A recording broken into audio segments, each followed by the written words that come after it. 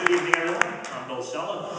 Gotta tell you, I really don't usually like to do stand-up comedy when it's still light out, but first of all, I'm a lot more handsome in the dark, and also a lot funnier.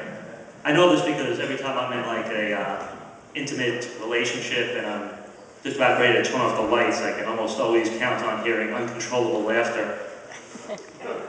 Kind of like just now. But I know what you're thinking, you know, he looks familiar, you're saying to yourself. Well, yes, I am familiar. I've done a lot of extra work recently in movies and television. I even got to be an extra on The Sopranos during their last season. Big thrill for me. I got to sit at the bar at the Bada Bing Club and pretend to drink alcohol and look at topless girls for like 4 hours. Quite a stretch for me. Brilliant performance. Oh, and when the shoot was done, they told me the compensation was going to be $75. Yeah, I thought that was fair, so I paid them. Anyway, I was over at the Applebee's in Times Square last week.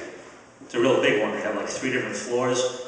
I guess you could say it's a restaurant that sucks on many different levels. But I was there a few minutes and I told the waitress that I needed to go to the bathroom. She said, okay, go down and a little to the right. Now, I almost always go down, unless I'm really aroused, but usually a little to the left. But I figured I'd try it our way, and there really wasn't much difference. I just had to dry off the other shoe for a change. But while I was in there, I noticed they had a baby changing table in the men's room. Now, is that where you go to exchange your baby if you don't like it? No, I'm kidding. I know what it's for, but what struck me about this table was that next to the brand name, there was a little sign in Braille. Now, I don't know about you guys, but I very rarely see a blind man in the men's room changing a baby. Now, in all fairness to him, he doesn't see me either.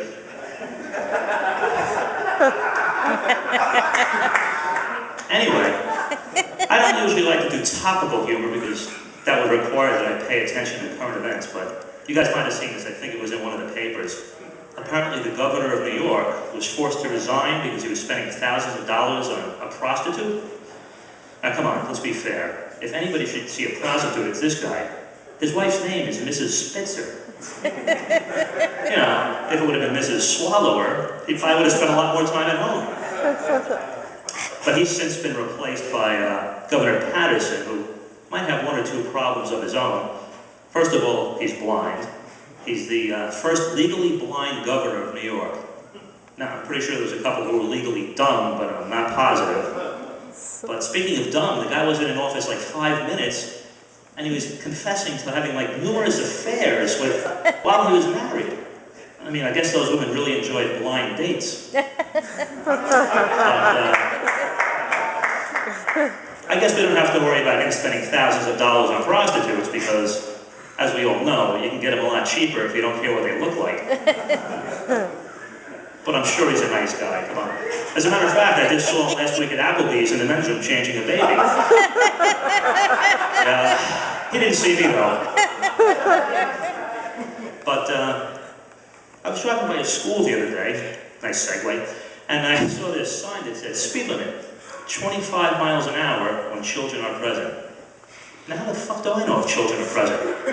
Should I run in and take attendance? And you know, if they are present, who decided 25 miles an hour is an acceptable speed for a child to be run over? You know, 27 miles an hour, of course, the kid could be killed. 25 miles an hour, the car just bounces right off. You know, the kids are fat today, but it's gotta hurt a little bit. Another sign I saw by the same school said, drug-free school zone. Yeah, these kids have it good. When I went to school, I used to pay for my drugs. But I guess the free drugs do help when these fat kids are hit by the slow-moving cars. But it's really got to be tough going to school these days. You know, I mean, they have a lot of stuff happening now that just didn't happen when I was a kid. You have teachers having sex with the students. I mean, okay, that's something I might have enjoyed as a child, but it's not for everyone. You have gang violence, school shootings. You know, these school shootings were bad enough when the kids were shooting each other. Now you have adults going into the schools and shooting the children.